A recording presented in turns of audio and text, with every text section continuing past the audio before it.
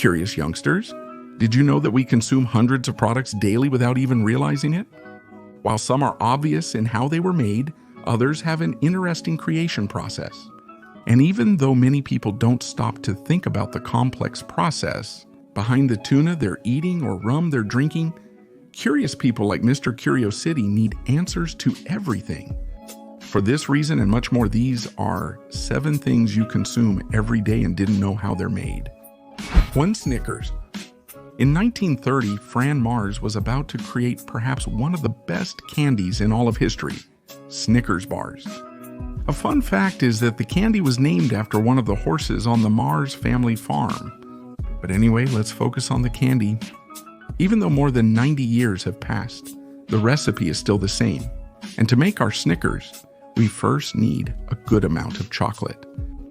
Inside a mixer, milk chocolate and cocoa butter are mixed for a few minutes to form a thick, creamy chocolate that will coat our candy.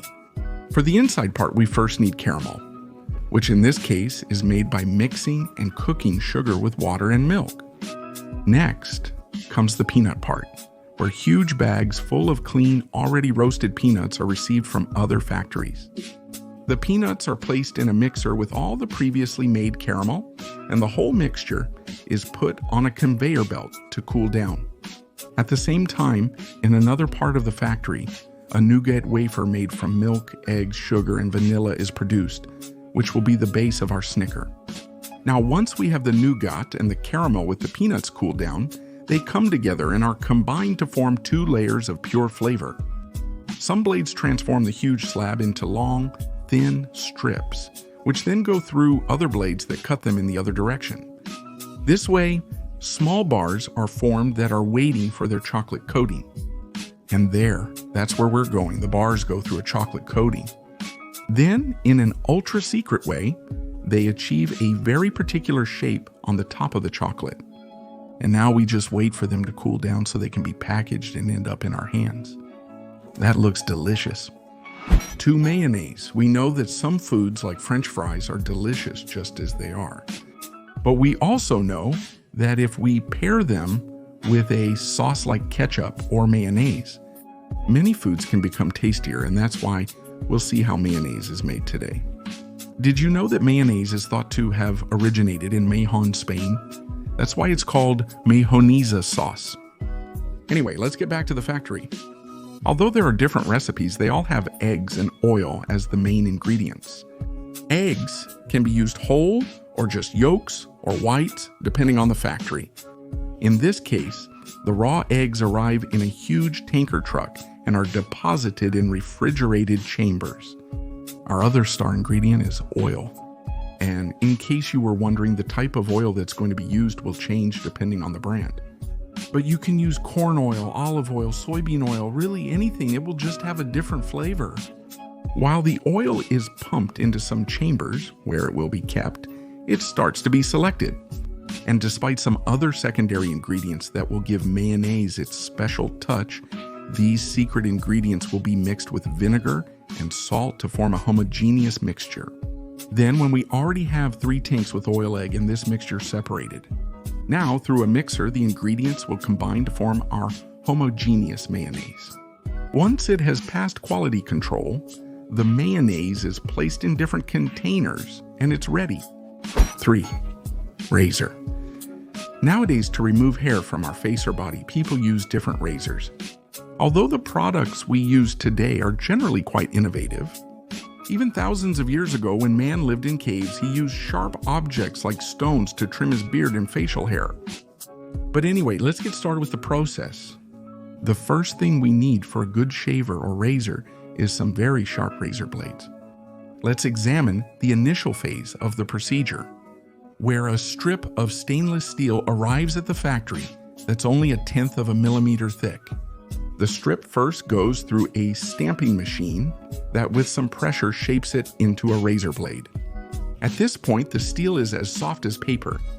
The metal undergoes an intriguing tempering process, reaching a temperature of 1,100 degrees Celsius. Afterwards, it's submerged in cold water, goes through a 50-degree cooling chamber, and then reheated. All of this causes changes in the molecular structure of the steel and gives us a hard and resistant blade. The steel strip is sharpened and polished by a machine, creating sharp blades. After that, the strip goes through a blade, which cuts and separates the individual razor blades. Once we have the sharpened blades, now we move on to the head and handle of the razor. As with many processes, they use small plastic and rubber pellets to create these components. These are melted and injected into hundreds of molds to form the parts. Once they've dried, some robots are in charge of placing the sharp blades inside each head. And finally, the handle is added to have a complete razor. Don't cut your face, Timmy Quattro. Jerky. Humans have been eating meat for thousands of years, and before refrigerators existed, one way to preserve it was by drying it. And nowadays, in some supermarkets, we can find dried meat snacks, known as beef jerky or charky. But did you know how they're made? The first thing we need, obviously, is meat. After choosing the pieces that will be used, they go through some blades that will cut the meat into small strips. Now, our strips of meat are going to be placed in a mixer and will receive all their flavor. Salt, pepper, and secret ingredients that will give it a unique flavor. Once our strips of meat have been well coated with the seasonings, they are going to be placed on some steel structures and then put into towers filled with strips of meat to move on to the oven stage. This is the moment the magic happens. The meat, in order to dry out and harden in this particular way, needs to be cooked slowly with hot air for a long time.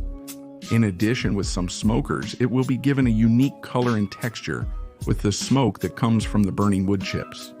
After being in the ovens for several hours, the strips of meat lose a lot of moisture and end up drying out.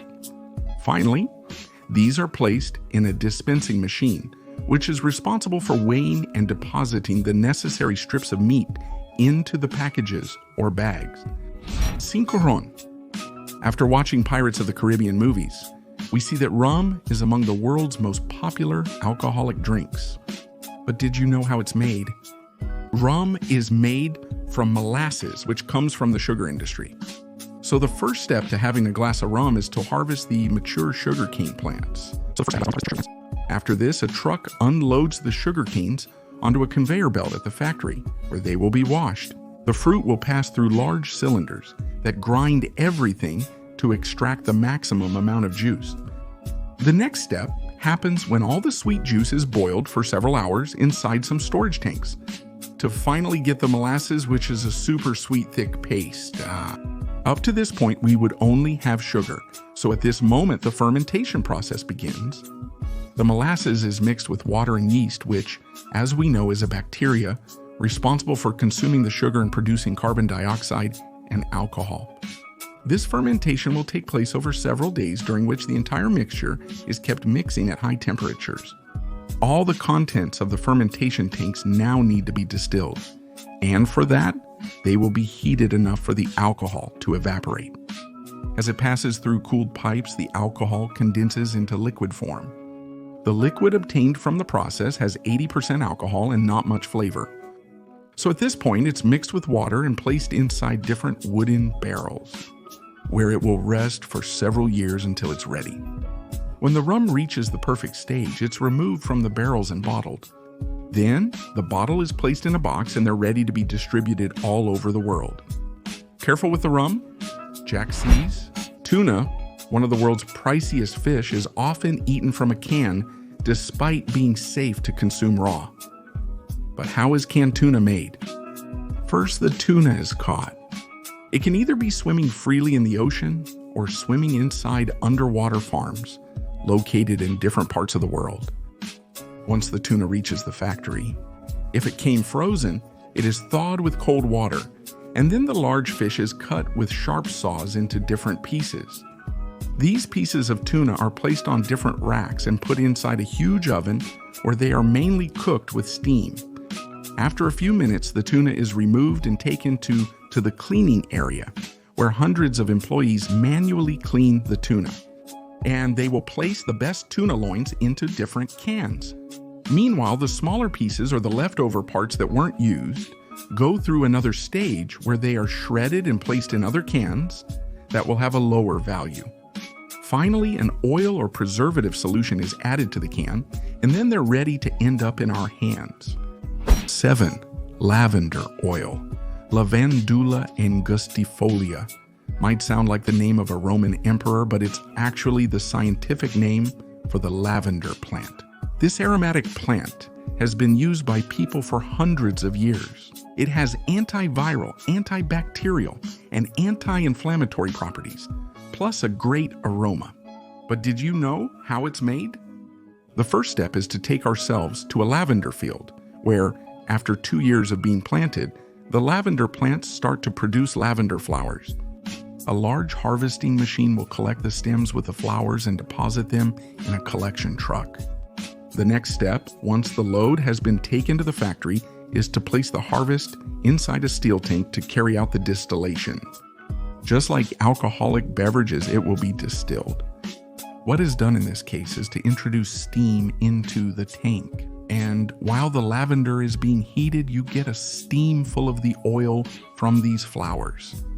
Once it cools down, this steam ends up producing lavender oil on one side, and the rest of the liquid is used as lavender water since it has a strong aroma.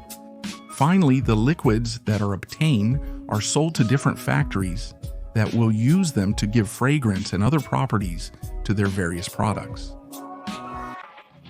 Before I go, I want to send greetings to Rodri Garcia, another greeting to Victor Benamontes, and another greeting to Fausto Alvarado. Then I send a greeting to Cesar Lopez, another greeting to Gerard Adrian Mercedes. And finally, I send a greeting to Benjamin and to Ismael Ala. Another greeting to Ferry Gomez, and the last greeting goes to Jane Alfredo Garcia.